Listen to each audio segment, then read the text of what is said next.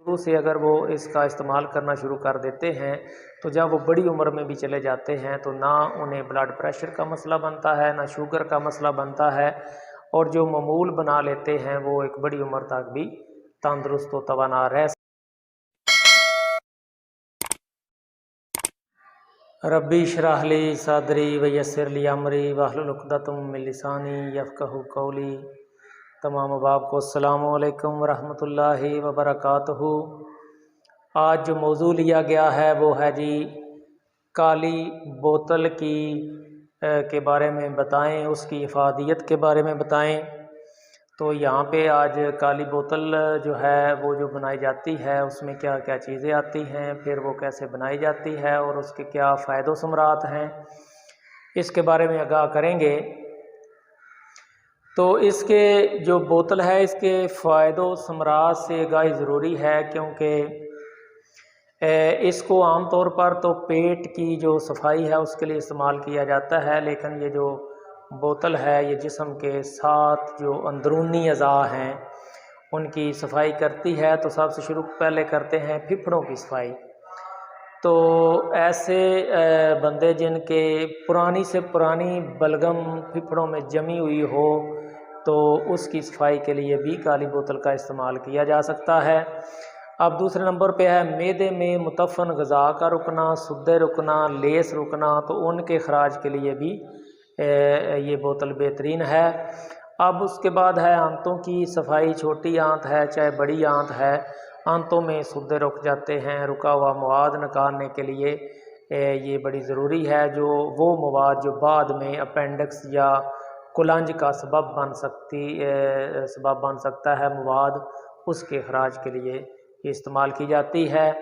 अब जो खून की नालियों में रुका हुआ मवाद है, कोलेस्ट्रॉल है, ट्राइग्लिसराइड है, और खून की सफाई के लिए ये बोतल भी बेहतरीन है।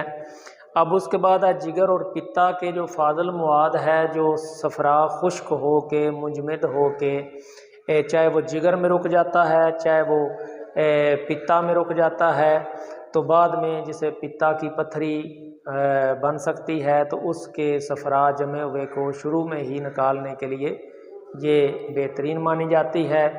उसके बाद है जी गुर्दे। गुर्दों की जो अपना रुक जाती हैं, फिल्ट्रेशन का अमल रुक जाता है, छोटी छोटी पत्थरियां बन जाती हैं, रेत के ज़रात अंदर रुक जाते हैं, तो उनकी फिल्ट्रेशन को बेहतरीन करने के लिए ये काली बोतल बेहतरीन है। और जिससे वो एक तो वो पत्थरियां और रेत के ज़रात निकल जाते हैं बॉडी से, और बाकी जो उसका फिल्ट्रेशन का जो निज़ाम है वो भी बेहतरीन हो जाता है। उसके बाद है मसाना। मसाने में जो रुका मवाद होता है, गुर्दे से कोई चीज़ अगर मसाने में चली गई है, कोई पत्थरी को ज़रात वगैरह वहाँ रुके रहते हैं, पेशाब की तंगी का सबब बनते हैं, तो उनको निकालने के लिए भी ये काली बोतल इस्तेमाल की जाती है। अब ये आपको चीज़ें बता दी।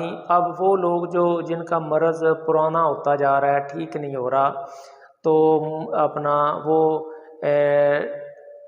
चाहे वो एलोपैथी लेते हैं, देसी लेते हैं, चाहे होम्योपैथी कोई भी दवा लेते हैं, तो उनका ये जो है वो इलाज वो बार बार नाकाम हो रहा है और मर्ज़ ठीक होने में नहीं आ रहा। तो इस मर्ज़ को ठीक करने के लिए ज़रूरी है कि उसके जो ऐसे मराज जिनका ज़िक्र किया है कि जो देर पा हो चुके हैं, जैसे जल्दी मराज कुछ ऐसे हैं, या कब्ज़ है, और या जोड़ों का दर्द वगैरह है, वो जब पुराना हो जाता है तो उसके लिए भी ये दवा बेहतरीन मानी जाती है। अब वो दवा जिन पे बताया है कि जिन पे कोई दवा असर नहीं करती, वो एंटीबायोटिक, स्टीरॉयड और चीज़ें खा खा के और उनका बॉडी में ये चीज़ों की वाफर मिकदार हो चुकी है, या जो वो नौजवान जो एक लगातार आज तक वैगरा का इस्तेमाल करते रहते हैं और अरसा दराज से ये चीज़ें इस्तेमाल करते हैं, और हैवी डोज़ लेने की वजह से बाद में जो हल्की डोज़ है उन पे असर नहीं करती, देसी अद्वियात उन पे असर नहीं करती, तो उनके लिए भी ज़रूरी है कि एक दफ़ा वो भी काली बोतल का इस्तेमाल कर लें। तो ये ज़रूरी ख्याल किया जाता है। اب بڑی عمر میں یہ جو لوگ ایسے اپنا لوگ جو یہ شروع سے جب وہ تندرست ہوتے ہیں تو شروع سے اگر وہ اس کا استعمال کرنا شروع کر دیتے ہیں تو جب وہ بڑی عمر میں بھی چلے جاتے ہیں تو نہ انہیں بلڈ پریشر کا مسئلہ بنتا ہے، نہ شوگر کا مسئلہ بنتا ہے، اور جو معمول بنا لیتے ہیں وہ ایک بڑی عمر تک بھی تندرست و توانا رہ سکتے ہیں۔ اب اس میں کے استعمال میں جو احتیاطی تدابیر ہیں وہ یہ ہے کہ یہ نہ زیادہ سردی میں استعمال کرنی چاہیے، نہ زیادہ گرمی میں استعمال کرنی چاہیے، اور بارش کے موسم میں بھی اس کو استعمال نہیں کرنا چاہیے۔